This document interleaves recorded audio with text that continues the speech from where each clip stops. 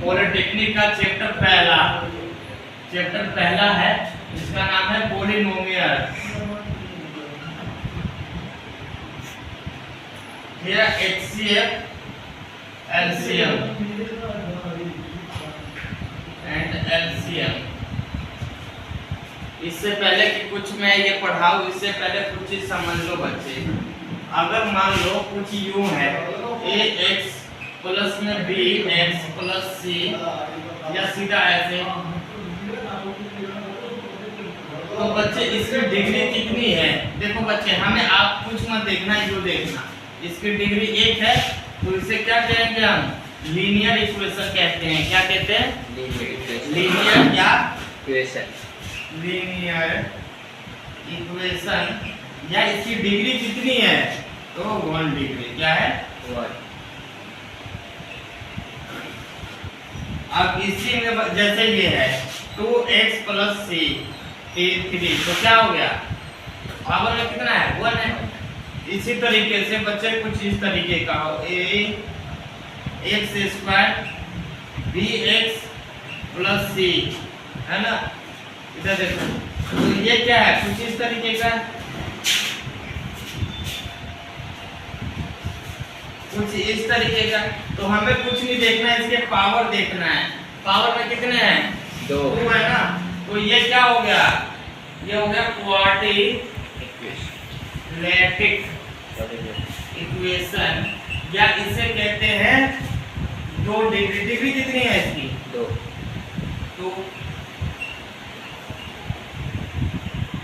ठीक है।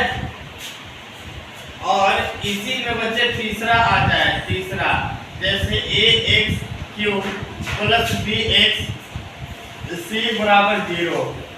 देखो 3 है, तो डिग्री कितनी हो गई? 3। और 3 है, तो इसको क्या कहते हैं? Cubic equation. क्या कहते हैं? इक्वेशन। जैसे मान लो कि 3 क्यूब प्लस 2x प्लस में 3x प्लस c 5, तो इसलिए क्या हो गया? Cubic equation. बच्चे इसी में अगला है, एक होता है मोनोमल। मोनोमियल ये होता है भाई, हाँ, मोनोमल।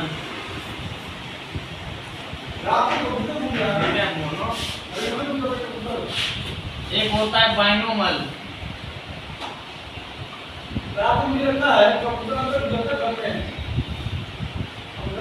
एक होता है ट्राई ओनोमल। अगर इसमें कोई सिर्फ और सिर्फ जैसे 7 1 है, या मान ले 3 1 है, सिर्फ और सिर्फ एक ही डाटा हो, एक ही जगह पे हो, जैसे मान लो 8, ये हो गया मोनोमर। जैसे ये हो गया 2x प्लस में 3, हाँ, है ना? या x स्क्वायर प्लस में x, तो 2 हो गया ना? या मान लो कि x3 प्लस में 4, 2 हो गया, तो ये हो गया बाइनोमल। और मान लो कि x3 प्लस में 2x प्लस में 1, 3 हो गया। या x स्क्वायर प्लस में 2x प्लस में 5 6, तो ये हो गया 3। तो इस तरीके से बच्चे ये ट्रिनोमल देख लेना। हाँ, ठीक है। देख बच्चे, इसके बाद क्या है? मान लो कि एक होता है LCM और एक होता है HCF। LCM का मतलब होता है लोएस्ट कॉमन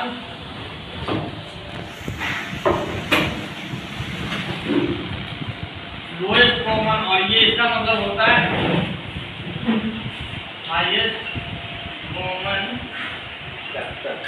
फैक्टर। और मल्टीपल होते हैं, हाँ मल्टीपल।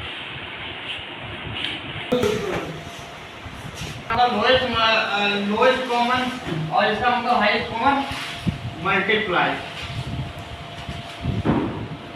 ठीक है बच्चे, मान लो जैसे कोई 2 नंबर है, जैसे कि ये है 12 और ये है 8, है ना?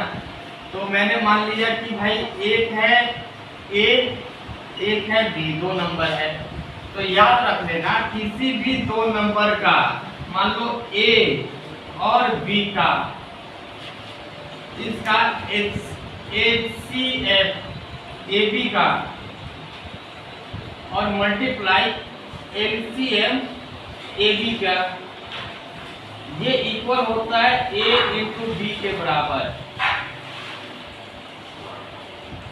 जैसे इन दोनों का LCF निकालो और इन दोनों का LCM, जैसे बच्चे 12 है, 12 का मैं करूंगा तो क्या आएगा 2 इंटू 2 इंटू 3, और 8 का क्या होगा 2 इंटू 2 इंटू 2, क्योंकि 12 का LCM करूंगा तो क्या आएगा 2 के टेबल में 6 बार में, 2 के टेबल में 3 और 3 के टेबल में 1।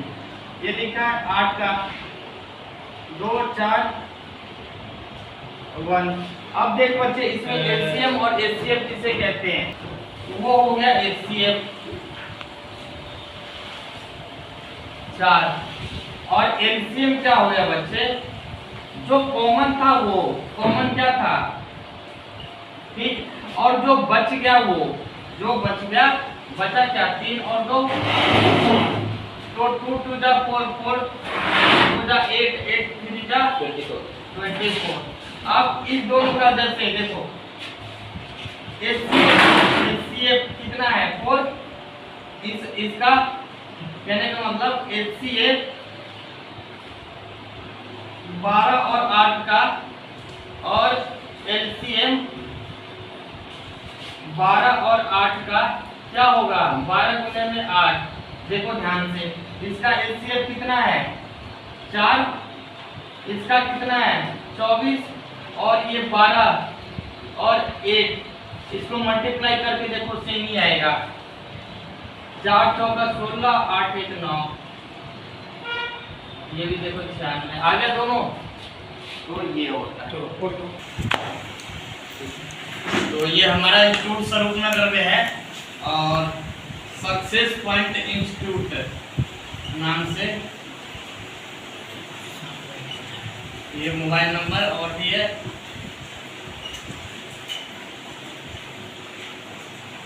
फोन कर सकते हो आप। अगला देखो बच्चे, एक है, अब देखो हमें एक मैंने बताया था ये होता है लीनियर, ये होता है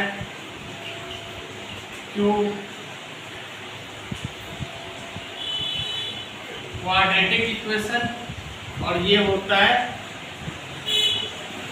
ax3 bx2 c बराबर 0, ये होता है क्यूबिक। लेकिन सबसे पहले इसको तो सबसे पहले हम इसके बारे में कुछ हम पढ़ते हैं, उसके बाद हम ये पढ़ेंगे।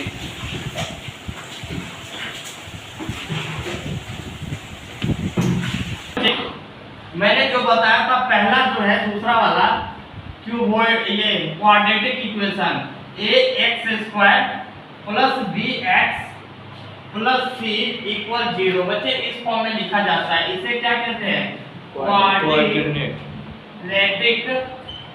इक्वेशन।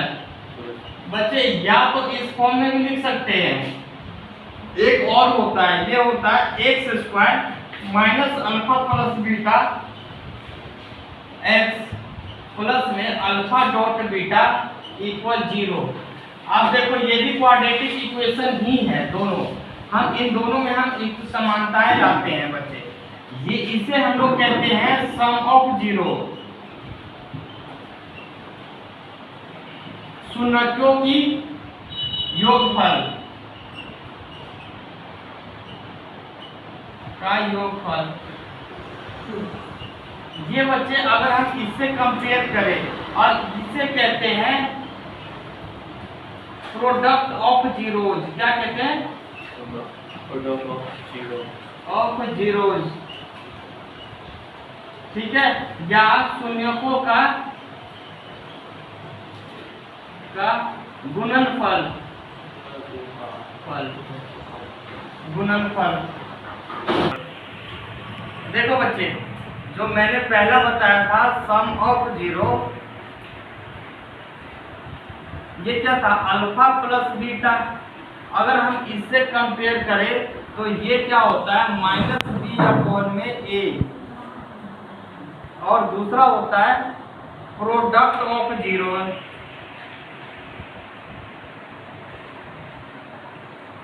ये होता है अल्फा मल्टीप्लाई बीटा, ये होता है C अपॉन में A। और इसको इससे इन दोनों से कंपेयर करने पे हम ये पाते हैं, इसे शून्यकों का योगफल बोलते हैं और उसे शून्यकों का गुणनफल बोलते हैं। देख, ये तो हमने क्या बताया था, क्वाड्रेटिक इक्वेशन का।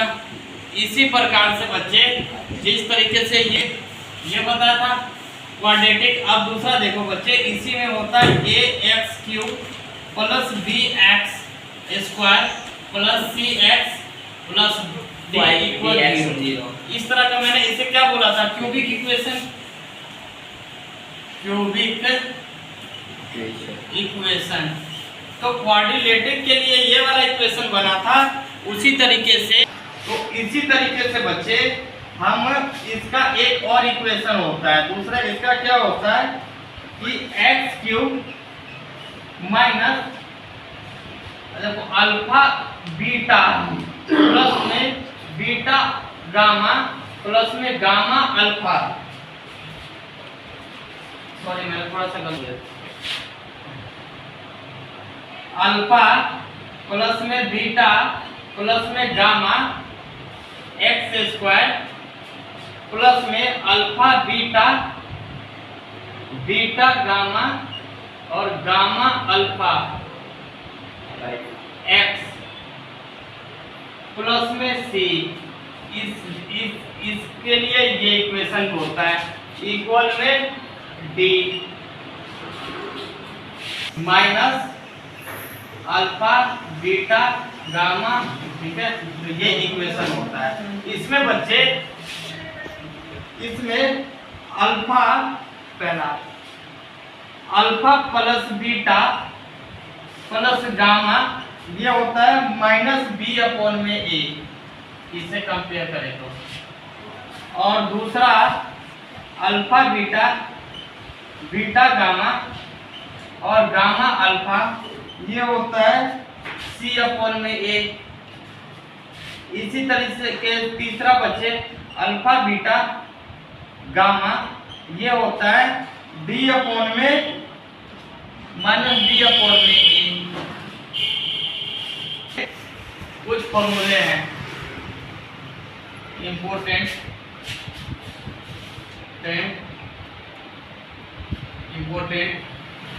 फॉर्मूला, ठीक है, आइडेंटिटी। अब तुम्हें पता ही होगा, देखो पहले देखो बच्चे a प्लस b का होल स्क्वायर तो पता ही होगा क्या होता है, a² 2ab प्लस b² है बच्चे। इसी तरीके से दूसरा a minus b minus 2ab plus b²। इसी तरीके से बच्चे तीसरा है कि मान लो x प्लस में a है, चलो x प्लस में a और x प्लस b, तो ये क्या होगा x² प्लस में a plus b x plus a multiply b।